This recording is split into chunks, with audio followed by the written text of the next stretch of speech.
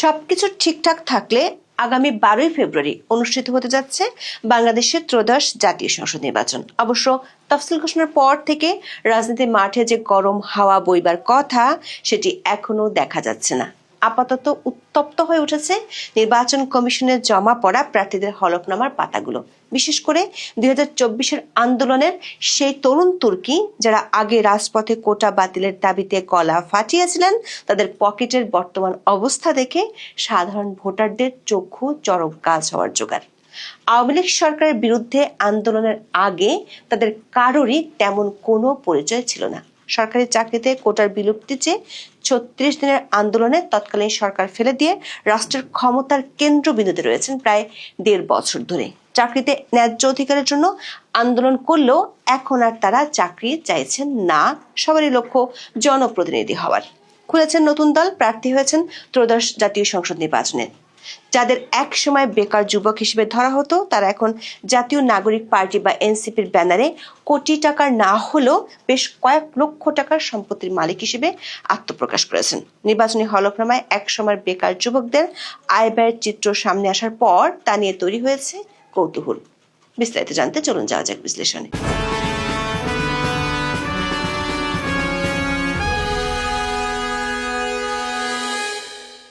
রাজনৈতিক পট পরিবর্তনের পর আত্মপ্রকাশ করা জাতীয় নাগরিক পার্টি বা এনসিপির আহ্বায়ক হলেন নাহিদ ইসলাম। অন্তর্বর্তী সরকারের সাবেক তথ্য উপদেষ্টা 27 বছর বয়সী নাহিদ ইসলাম। এক সময় ছাত্র আন্দোলনের অন্যতম মুখ নাহিদ ইসলাম এখন নিজেকে পরিচয় দিচ্ছেন একজন পরামর্শক বা কনসালটেন্ট হিসেবে। তবে কোথায় বা কোন প্রতিষ্ঠানে তিনি পরামর্শক হিসেবে কাজ করেন সেটির উল্লেখ নেই।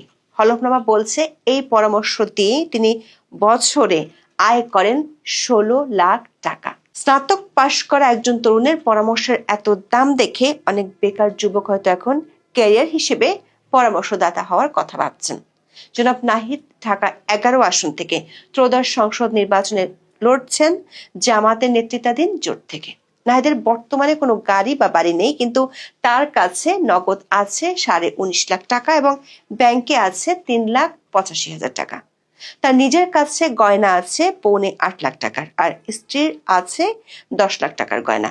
মজার ব্যাপার হলো হলফনামায় তিনি স্থাবর সম্পদের ঘরে লিখেছেন প্রযোজনায়, কিন্তু ডাচ বাংলা ব্যাংকে আবার 3.5 লাখ টাকার একটি ঋণও আছে।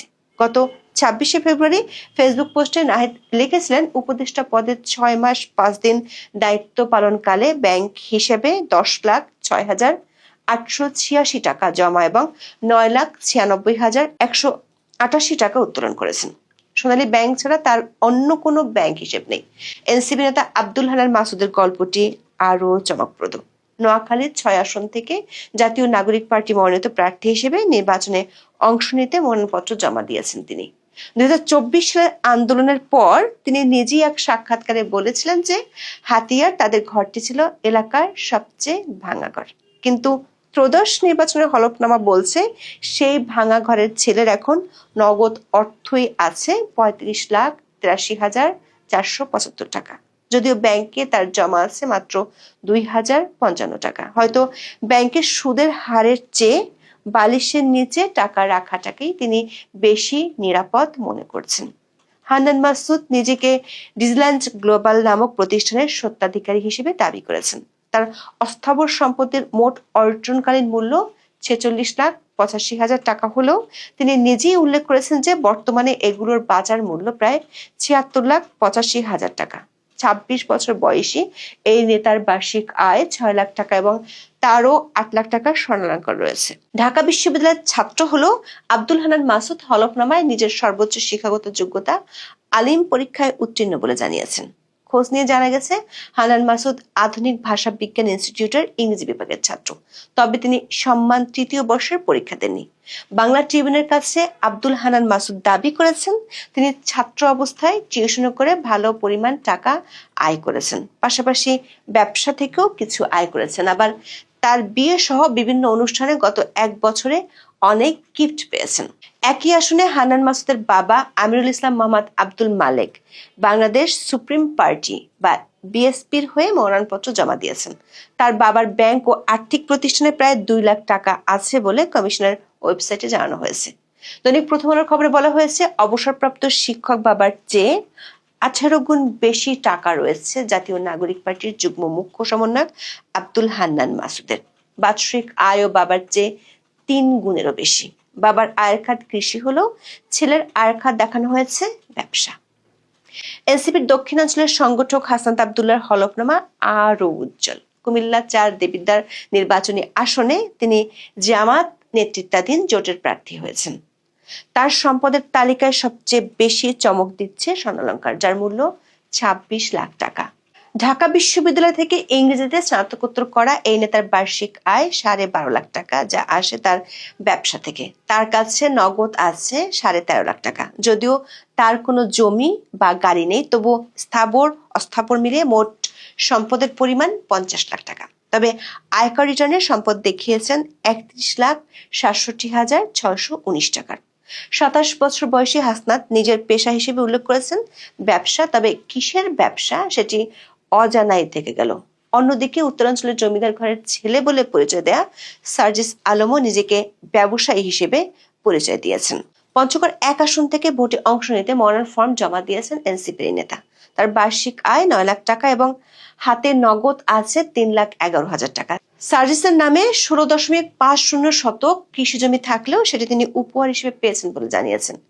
আয়কর রিটার্ন অনুযায়ী তার মোট সম্পদের পরিমাণ দাঁড়িয়েছে প্রায় 33,73,628 টাকা।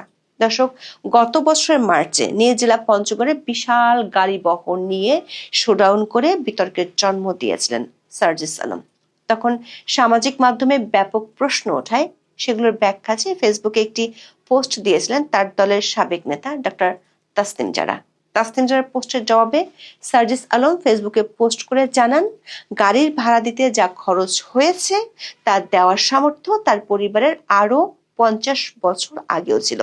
তার দাদা তার জন্য যা রেখে গেছেন তা দিয়ে তিনি নির্বাচনও করে ফেলতে পারবেন বলে দাবি করেছিলেন তিনি। কিন্তু এখন দেখা যাচ্ছে সার্জিস আলমের বার্ষিক আয় 9 লাখ টাকা।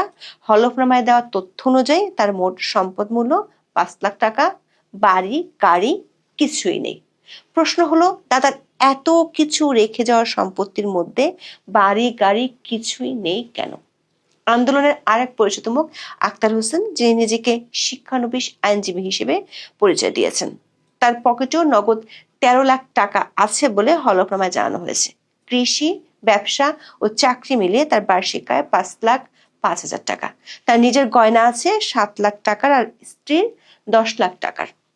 গাড়ি বাড়ি না থাকলেও তার মোট অস্থাবর সম্পদের মূল্য 27 লাখ টাকা।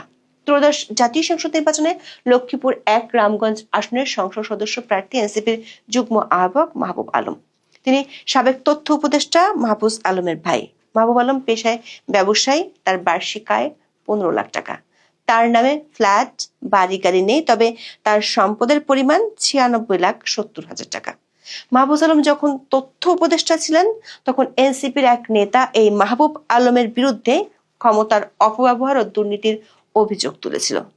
দর্শক, বাংলাদেশের সাধারণ মানুষ যেখানে ডাল ভাতের দাম জোগাতে হিমশিম খাচ্ছে, সেখানে মাত্র 1.5-2 বছরের ব্যবধানে এই তরুণ নেতাদের এই আর্থিক উত্তরণ সত্যি গবেষণার বিষয় হতে পারে।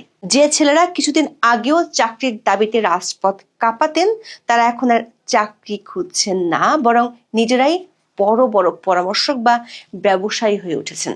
কেউ কেউ কৌতুক করে বলছেন, আন্দোলনে অংশ নেওয়া হয়তো এখনকার সময়ের সবচেয়ে লাভজনক স্টার্টআপ, যেখানে মূলধন লাগে না, শুধু স্লোগান দিলেই হলফনামায় নগদ টাকার অঙ্ক লাফিয়ে পারে। হান্নান মাসুদের ব্যাংকে মাত্র 2,000 টাকা থাকা প্রমাণ করে যে তিনি হয়তো সাধারণ মানুষের মতোই ব্যাংক খাতের অস্থিরতায় চিন্তিত, তাই টাকাগুলো নিজের কাছে নগদ রেখেছেন। তফসিল অনুযায়ী 20 জানুয়ারি প্রার্থিতা প্রত্যাহারের শেষ সময় এবং 12 ফেব্রুয়ারি ভোট। এই তরুণ নেতাদের সম্পদের পাহাড় ভোটারদের মনে কৌতূহল এবং কিছুটা বিস্ময় জাগিয়েছে। যারা ইনসাফের বাংলাদেশ করার প্রতিশ্রুতি দিচ্ছেন, তাদের নিজেদের সম্পদের এই অবিশ্বাস্য প্রবৃদ্ধি ভোটাররা কিভাবে নেন সেটাই এখন দেখার বিষয়। সহজ কথায় বলতে গেলে এই ছাত্র নেতাদের অর্থনৈতিক অবস্থায় এখন সেই জাদুর আয়নার মতো। 1 বছর আগে যেখানে বেকারত্ব দেখা যেত, আজ সেখানে লক্ষ টাকার গয়না আর নগদ অর্থের ঝিলিক দেখা যাচ্ছে। এখন এ পর্যন্ত।